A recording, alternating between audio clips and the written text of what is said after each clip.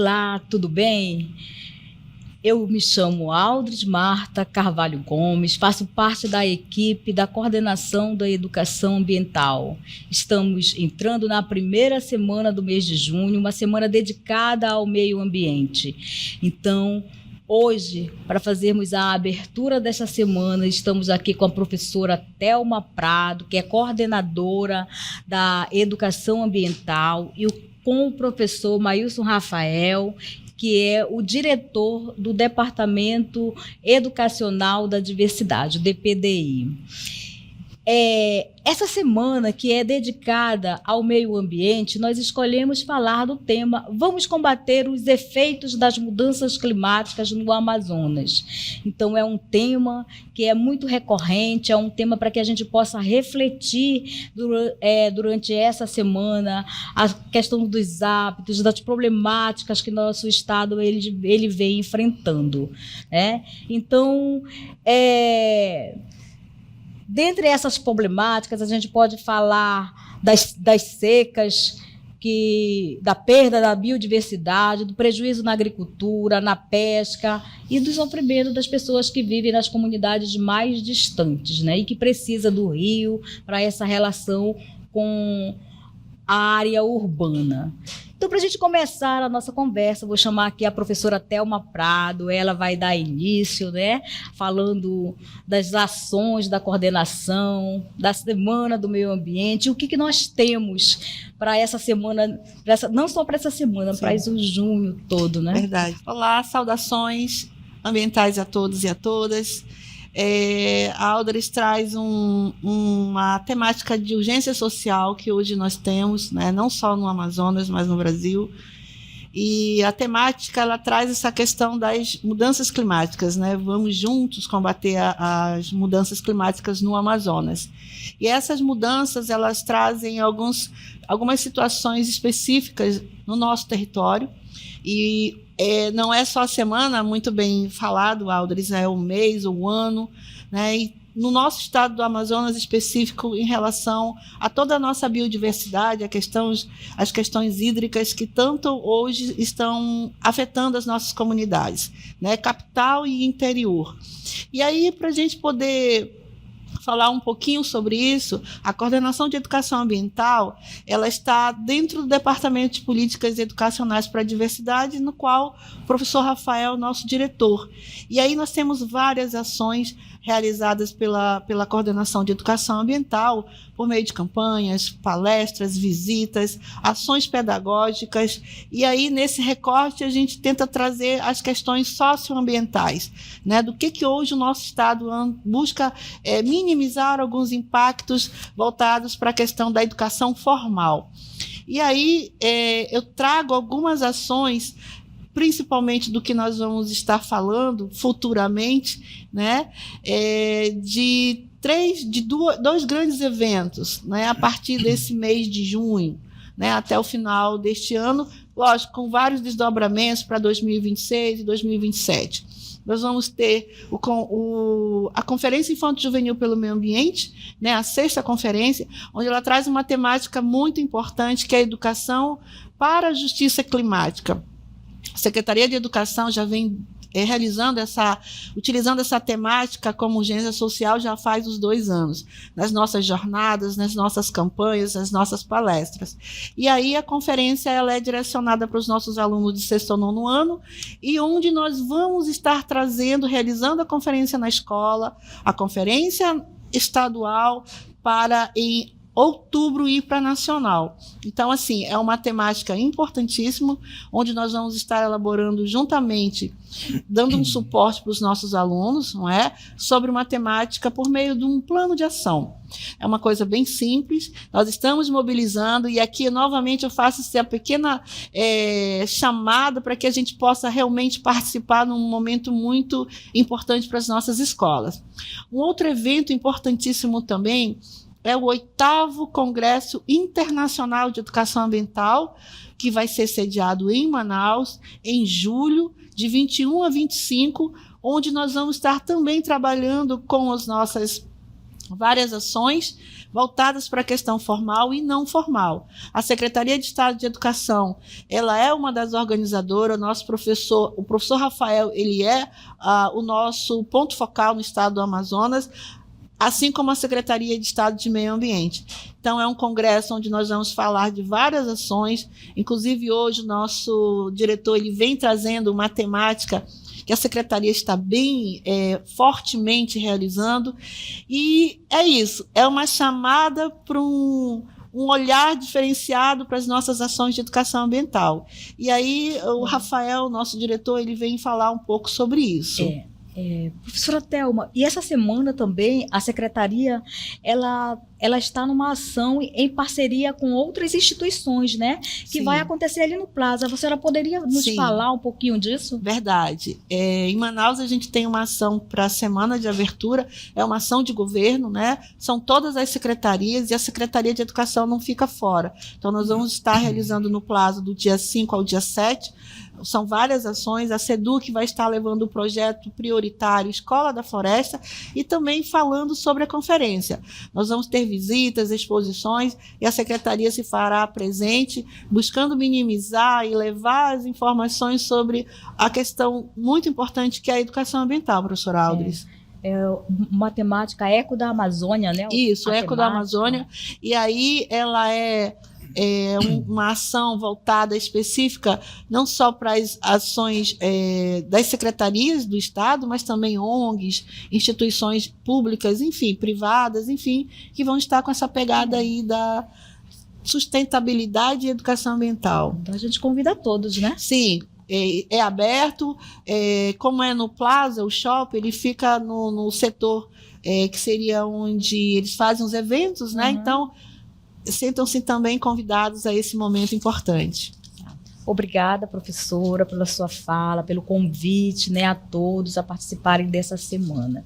Então, agora a gente vai aqui com o professor Wailson Rafael, e aí a gente vai falar um pouquinho, né, sobre a questão da estiagem, é uma temática que a Secretaria está envolvida desde anos anteriores, e aí eu lhe pergunto qual seria, né, as ações que o departamento tem junto às escolas e também, assim, quais as iniciativas, as ações e iniciativas que já estão em andamento nesse contexto da nossa região. Tá bom. Primeiramente, olá, professora Thelma, olá, professora Aldris, muito obrigado pelo convite. Nós estamos aqui hoje participando desse momento de abertura, né, do mês do meio ambiente, juntamente com as ações da Coordenação de Educação Ambiental, que faz parte do nosso escopo do Departamento de Políticas Educacionais para a Diversidade, né? E aí a gente tem uma série de ações que a gente vem desenvolvendo. A Secretaria de Educação, a partir principalmente da criação do Departamento de Políticas Educacionais para a Diversidade, vem implementando uma série de ações para justamente trabalhar no enfrentamento aos eventos climáticos no Amazonas, né? A gente tinha, até o ano de 2023, uma situação onde tudo era novidade para a gente, né? Tudo era surpresa, a gente ficava ali naquela, a gente está tendo uma estiagem grande, a gente vai ter já teve cheias, como que vai ser daqui para frente, né? E aí a gente chegou no momento em que as mudanças climáticas, de fato, passaram a nos afetar de uma forma diferenciada, né? Isso. A gente sempre teve cheia e seca no nosso estado, vazante, enchente e cheia dos rios é uma situação comum de acontecer, mas que a gente sabe que ela foi modificada nos últimos anos, em especial como efeito das mudanças climáticas, do efeito dos eventos da La Niña e do El Niño, que vem se intercalando, né, dentro de uma escala global e que afeta diretamente a região amazônica e o nosso meio ambiente aqui no nosso estado e, consequentemente, também a educação. Então, aproveitando o gancho, professor Aldris, a gente vai estar falando um pouco dessas ações, mostrando quais são essas ações que a gente vai estar apresentando aqui hoje para vocês, mas assim também mostrar que a Secretaria não está parada, a gente tem feito planejamentos, tem feito ações, tem feito estudos e participado de comitês que levam a melhor compreensão dos efeitos climáticos e como a gente vai enfrentar eles dentro da sociedade. Professor, muito bem colocado, quando o professor Rafael ele fala da questão da nossa seca e enchente, que é uma coisa normal para a nossa região. Entretanto, a estiagem ela não está se tornando corriqueira, e não é uma coisa normal. Então, quando o professor ele fala dos 2 grandes eventos em relação à Laninha, né, é uma coisa que está acontecendo no planeta e atinge na nossa Amazônia, mas não só na nossa Amazônia, não só no nosso Brasil, mas no mundo todo, professor. E nós estamos muito contentes porque nós sabemos que a Secretaria hoje ela tem são várias ações, né? Então, é muito bem colocado. Eu acho que isso a gente precisa entender. Os nossos professores precisam entender essa diferença, né, Aldris? Sim. Que não fique exclusivamente para a área de biologia ou da área de geografia, mas que eles entendam todo esse contexto que o professor Rafael traz muito bem nessa questão hoje da estiagem na nossa região, né? Então, Isso. Então é isso. A gente vai então apresentar para vocês as nossas ações da educação para os eventos climáticos no Amazonas, ano 2024, e o que está previsto para o ano de 2025, tá bom? Só para efeito de me apresentar rapidamente, sou o professor Mailson Rafael Ferreira. Hoje eu estou como diretor do Departamento de Políticas Educacionais para a Diversidade, né? Sou mestre em Genética, Conservação e Biologia Evolutiva, e também sou biólogo licenciado, tá ok? Um pouco sobre a estiagem no Amazonas, né? Como a gente vem falando nos últimos anos, o estado do Amazonas ele vem enfrentando períodos de seca cada vez mais severos, né? Que tem impactado a rotina das unidades escolares no estado. Quando a gente fala mais voltado para a estiagem, é porque assim, a estiagem ela impede que os alunos eles cheguem até as escolas, né? Então a gente tem uma dificuldade de deslocamento, e aí também a gente tem também a questão da subsistência das famílias que estão localizadas nas nossas comunidades, onde elas têm a produção agrícola e agropecuária afetada, pesca também. Então assim, a gente tem uma questão mais delicada, e o acesso à água potável também. E o que não acontece tanto no período da cheia, né? O acesso das escolas permanece possível, a gente tem alimentação ainda podendo chegar até as comunidades, eles conseguem ainda ter uma qualidade de vida que é afetada, mas não tanto quanto no período da estiagem, que é o que mais afeta as nossas unidades escolares, né? Como primeira ação que foi estabelecida, a gente criou na Secretaria uma comissão intersetorial de crises climáticas e impactos ambientais do Amazonas no âmbito da educação, né, que ela envolve pessoas, servidores de todos os departamentos, seja ele pedagógico, de logística, do planejamento, do setor pessoal ou do setor de infraestrutura. Então a gente tem todo um arcabouço de servidores que participam dessa comissão, planejando formação continuada, planejando as questões pedagógicas no que tange o cumprimento do calendário escolar. A gente tem a participação de todos os departamentos pedagógicos, CEMEAN, DEP, DPDI, CEPAM, DEGESC, participando dessas organizações das nossas atividades, né? Temos também a criação de uma sala de situação. Todas as secretarias de Estado ela tem uma sala de situação voltada para os eventos climáticos, e na SEDUC não é diferente. A gente tem, então, a sala de situação funcionando no Departamento de Diversidade, que é o DPDI, onde a gente se reúne e faz todo o planejamento das ações que virão. A nossa ideia principal é que a gente não tenha paralisação das aulas, para que a gente não tenha interrupção, não tenha perdas pedagógicas agravantes, né, graves. E aí a gente tem aprovado desde o ano de 2023 as resoluções que permite que a gente faça o regime especial de aulas não presenciais, né? Que a gente consegue fazer com que o aula em casa chegue até as escolas, e é um aula em casa diferente daquele que era feito na época da pandemia, porque a gente tem agora um público mais restrito, que é aquele que é afetado diretamente lá nas nossas comunidades, que estão das nossas populações ribeirinhas em especial, né? Então a gente tem uma aula em casa voltada para a questão de material impresso, que são os guias do estudante, o guia do professor, para que a gente consiga fazer essa manutenção das aulas não presenciais.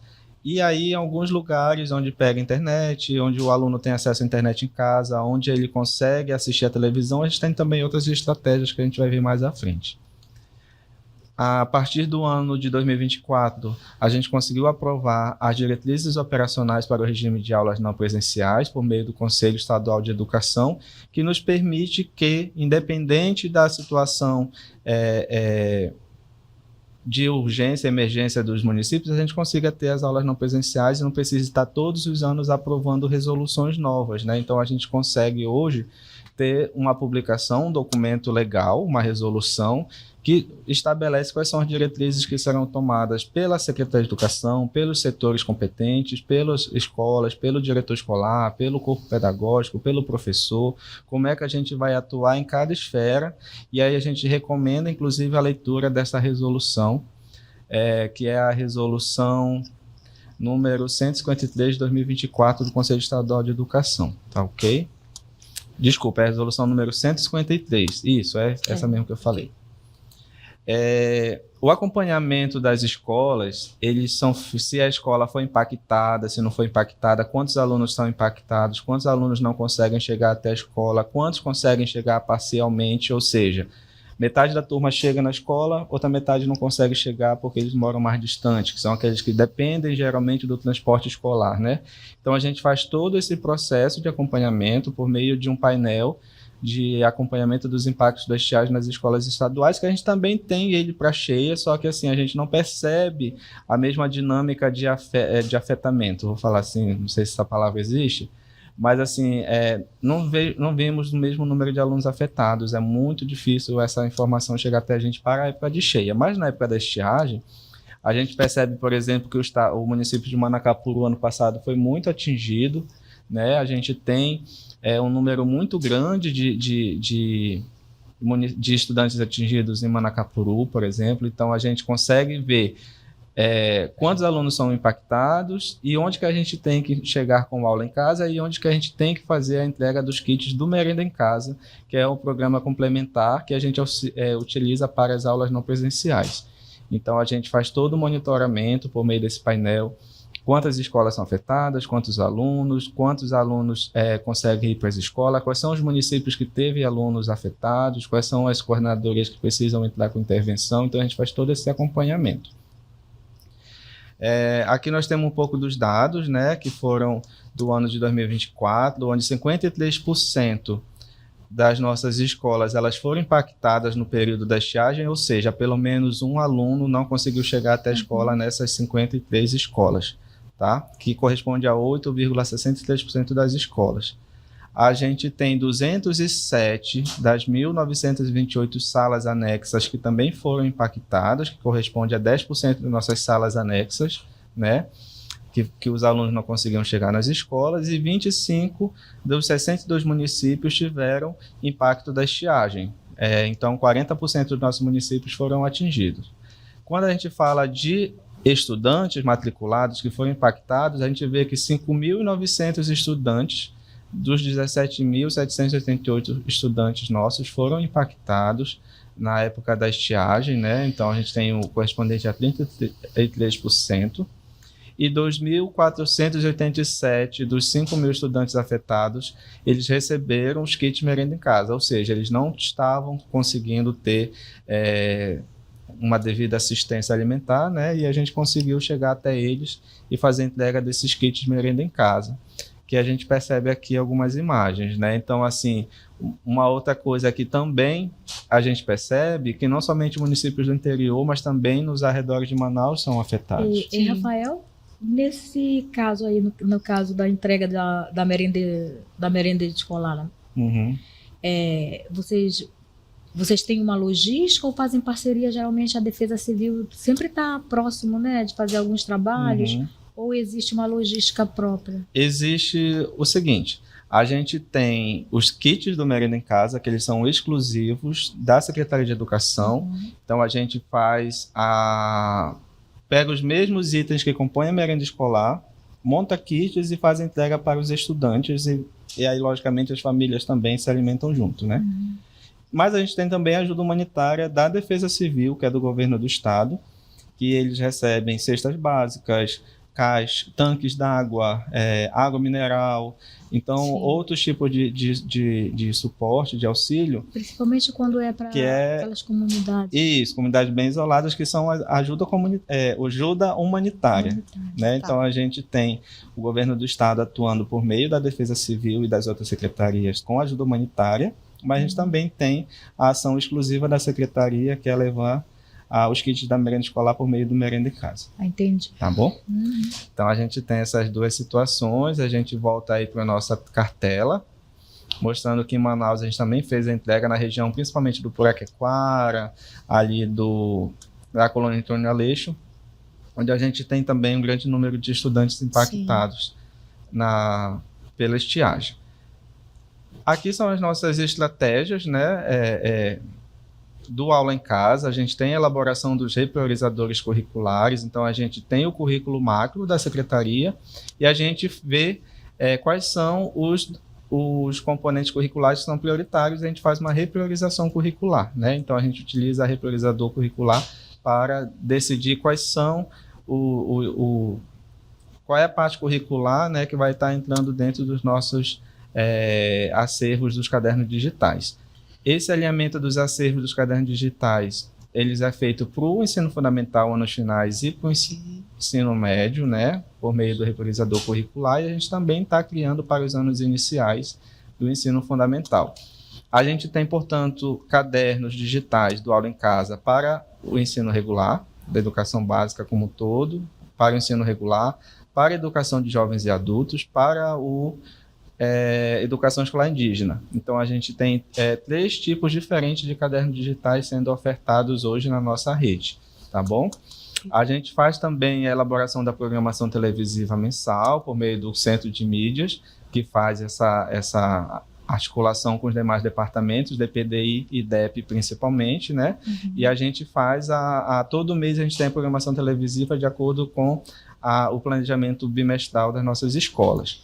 A gente disponibiliza o acervo do projeto Conquistar também, que é um outro projeto do Centro de Mídias, e a gente também faz o ajuste das nossas páginas online todos os anos, constantemente, por meio do CEMEAN e do Departamento de Tecnologia da Informação, que é o DETIM, e a gente disponibiliza vários recursos digitais lá, em especial também na página do Aula em Casa, que fica no... Só me ajuda com o nome do nosso portal, é o da Secretaria. DPDI? Não, do portal que fica lá as coisas Deu branco. É o portal da SEDUC. Mas... Saber Mais. O Saber Mais. Então, todos os nossos documentos, todo o nosso material do Aula em Casa estão disponíveis lá no portal Saber Mais, tá bom? Professor... Além disso, o Centro de Mídia também faz formação continuada, né? Sim. Várias oficinas pedagógicas que a gente também faz por meio dos departamentos, e a gente faz a gravação de vários vídeos, em especial voltados para a questão socioemocional dos alunos por meio da CASP, que é nossa coordenação psicossocial. Professor, então, assim, além da logística toda que é de levar essa merenda, né? A secretaria ainda tem esse cuidado de ter toda essa estrutura pedagógica para que os nossos alunos não fiquem, não só a questão alimentar, mas o emocional, mas também o pedagógico. Então, assim, a secretaria hoje, o que dá para entender que existe uma sinergia em todos os setores, voltados específicos para essa temática, que ela é realmente importante, que minimize esses impactos, né, com os nossos alunos. Então, a gente está avançando muito, né, professor, nessa questão. Sim. É a questão da adaptação, né, que hoje a gente busca com relação às mudanças climáticas, tentando nos encaixar nesse novo olhar que hoje esse planeta está anunciando para a gente, né? Isso, para além desse planejamento de levar, não é simplesmente a gente pegar um caderno digital e disponibilizar, imprimir ele e entregar para o aluno, né? Sim. A gente pensa na segurança alimentar deles, a gente pensa na diminuição das perdas pedagógicas do aprendizado desses meninos, né? Quais são os conteúdos primordiais para que ele não tenha percas significativas no processo de ensino-aprendizagem. E para isso a gente tem uma rede de servidores e de departamentos, de setores que participam dessa articulação, desse planejamento. Então a gente faz com que o trabalho integrado diminuam os impactos causados pelos efeitos só para eu climáticos. entender, então é o DPDI que faz juntamente com todos, Uhum. mas o DPDI puxa essas articulações dentro da secretaria? Isso, porque hoje o DPDI está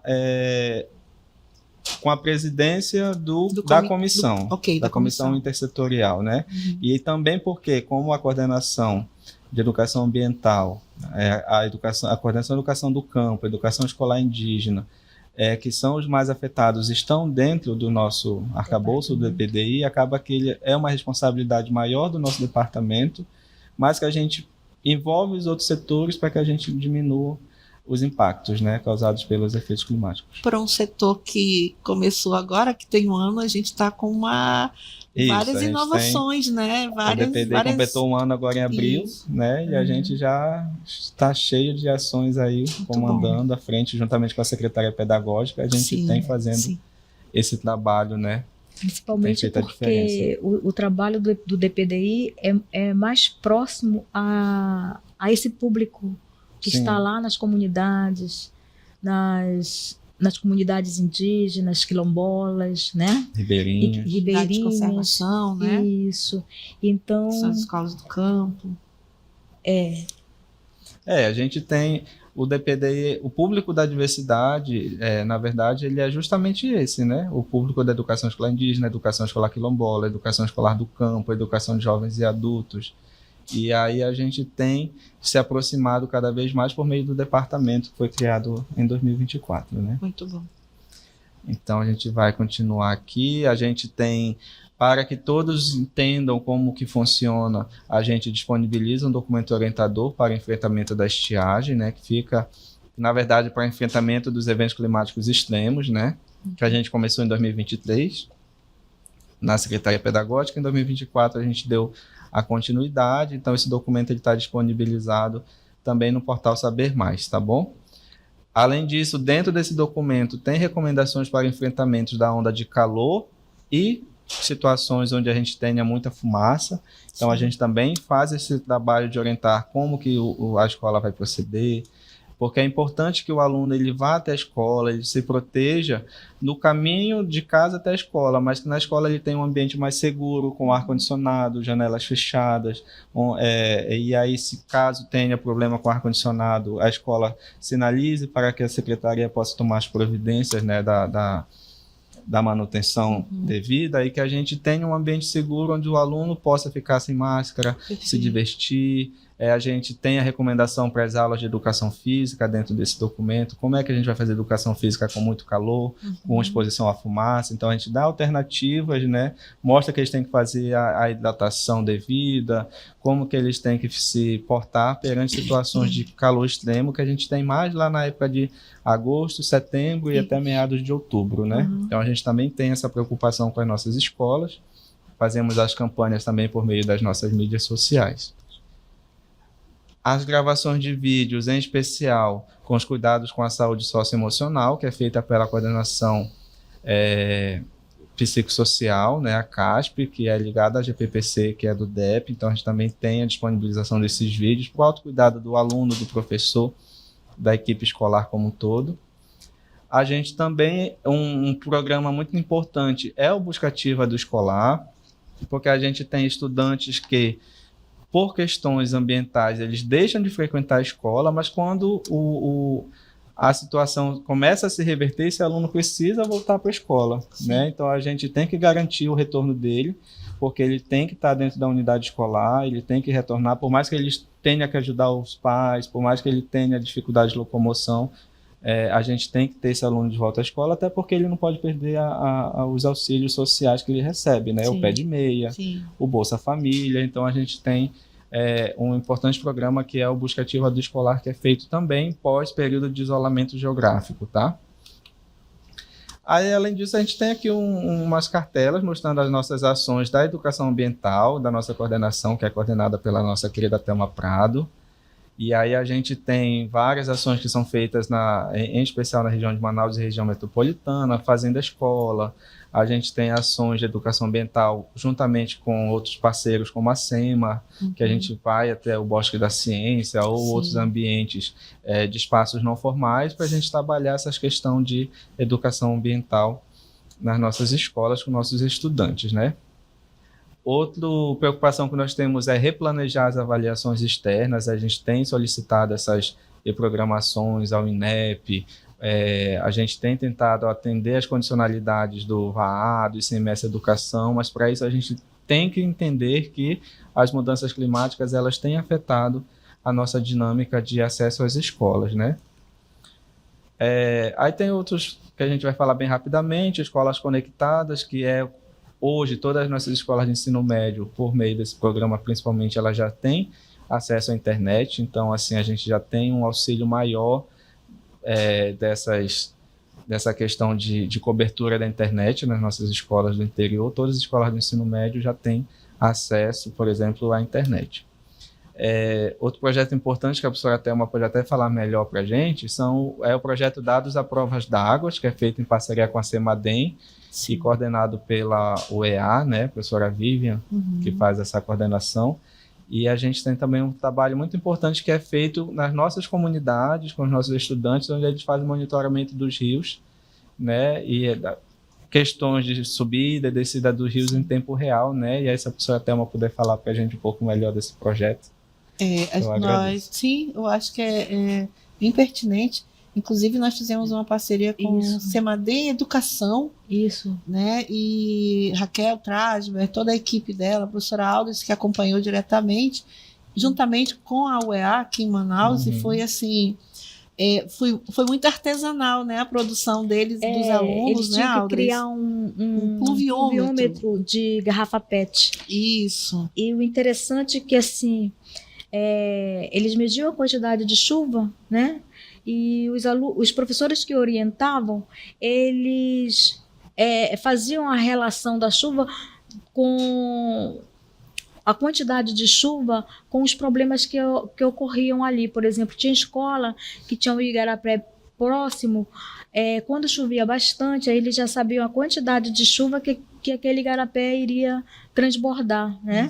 Então, para prevenir alguns problemas que poderiam ocorrer, aí ele já fazia uma relação, né, de ações que poderiam fazer, principalmente próximo ali à comunidade, a informação, que isso é o mais importante, né?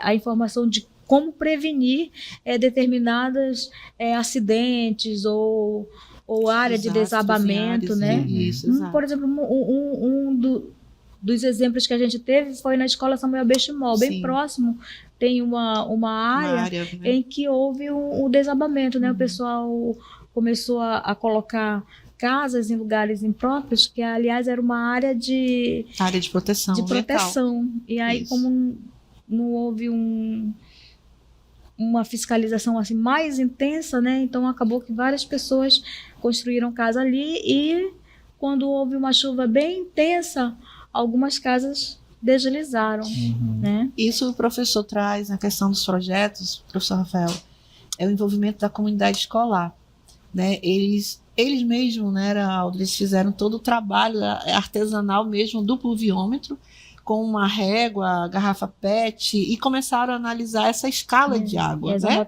da chuva, exatamente. E esses dados eram passados para o CEMADEM Educação. Então, assim, nós tivemos 5 escolas, né?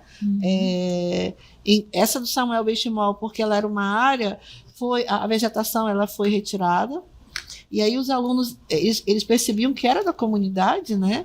E eles perceberam, assim, o desequilíbrio que isso realmente ocasionou. Então, assim, hoje a gente precisa entender que toda a ação é tão igual ou, né, em relação ao que você vai realizar, pode voltar para você.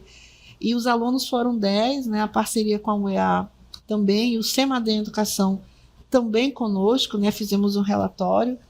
E a ideia, professor, é que a gente tenha mais projetos futuros com o CEMADEM, não só na capital, mas também no interior, né, para a gente se prevenir em relação a esses desastres. É bem interessante.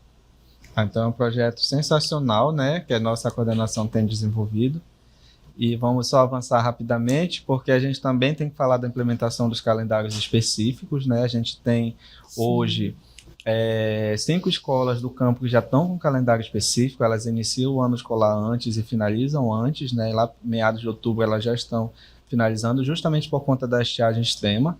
E a gente também tem outras 15 escolas que estão em calendário especial e que ano que vem passarão a ter também um calendário específico com um ano letivo diferenciado dentro da nossa rede, né? E a ideia é que a gente possa implementar esses calendários à medida que a gente vai se adaptando às mudanças dos efeitos climáticos, tá?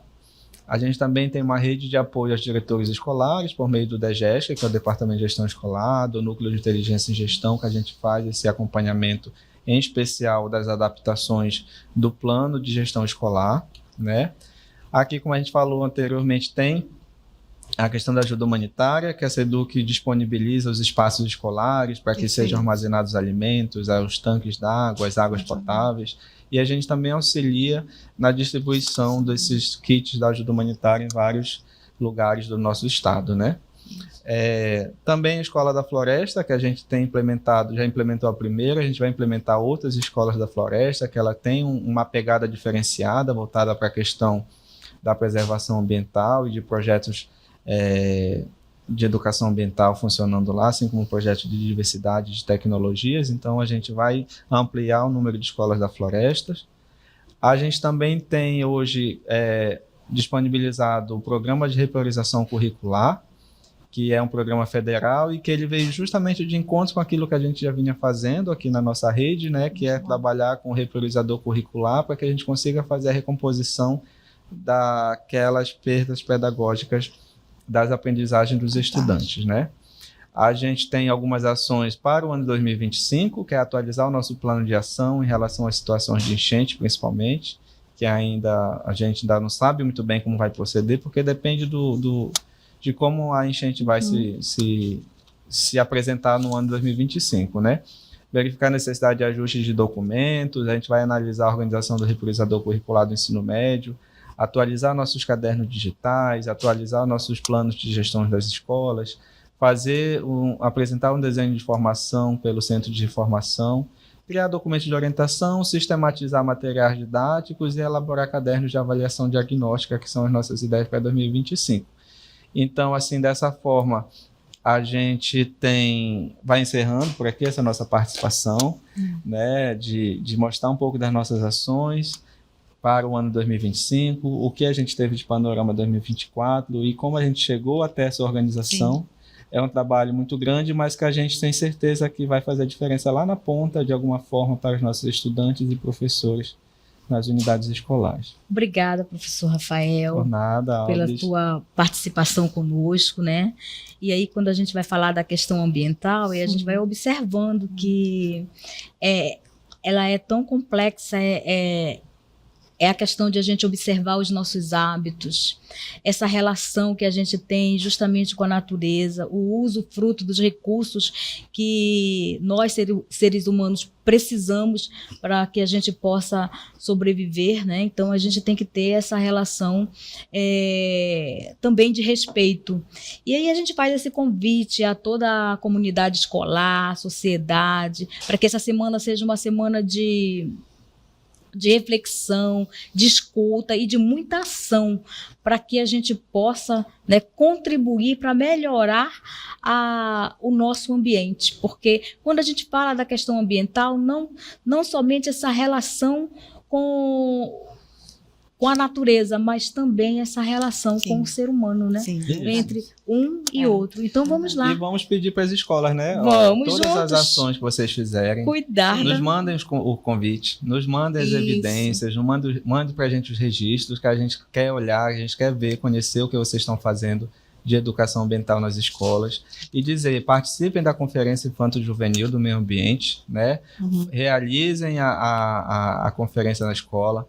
Façam a inserção da informação lá no site do MEC, nos comunique que você está fazendo a sua participação na conferência, e a gente vai aguardar vocês aqui na conferência estadual, juntamente com a professora Thelma e toda a equipe da coordenação e da nossa organização estadual da conferência, né? E venham também participar do Congresso Internacional de Educação Ambiental dos Países Lusófonos, que são os que falam língua portuguesa, que vai ser em julho, aqui em Manaus. São 2 grandes eventos importantíssimos da nossa coordenação e da nossa rede, da nossa secretaria como um todo, né? Então, vamos juntos, né? Cuidar do nosso Amazonas. Isso mesmo. Obrigada, professor. Obrigada, Aldris. Obrigado, Thelma. Maravilha. Tchau, tchau, gente. Tchau, gente.